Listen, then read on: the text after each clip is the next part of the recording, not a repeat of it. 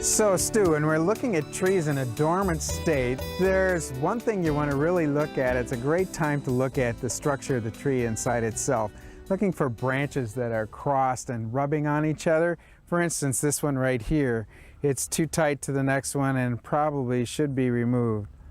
So you want to make sure you make a cut right beyond the collar of the tree, which is this part right here, so that you're not too tight up to the branch and scalping it, and not leaving a stub, which would be in this direction, because that will die back to that new cut. So it looks like you're pruning it within about 1/4 or 1/2 inch of the main branch here. Yeah, right where the collar, or you can see the rim around where that stem is connected to the branch, that's where you want to actually cut it. So again, it would be right about there. And this is for trees in a dormant state, right?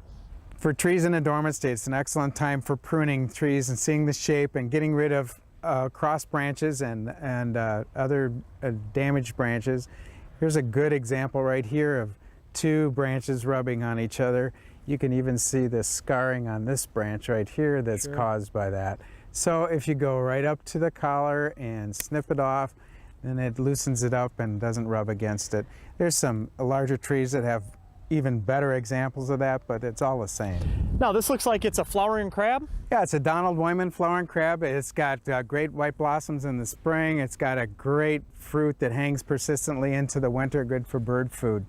It's a good time of the year to see the interior structure of that tree and what you might want to remove, like we did just a while ago. Okay, so is it fair to say that you can prune any species of tree when they're in their dormant state? Well, Stu, there are two exceptions. One would be birch, and the other one would be the sugar maple. Both of those have a tendency to bleed after you cut a branch off when the sap is rising in early spring. Even if you cut that branch off in the fall, it still will bleed in the spring. So in both situations, you want to wait until late May to do any major pruning, and then you can really prune through the summer in regards to most any other tree as well, except for oaks.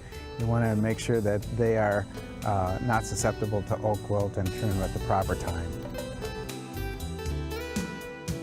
When pruning dormant deciduous trees, be sure to keep these key points in mind.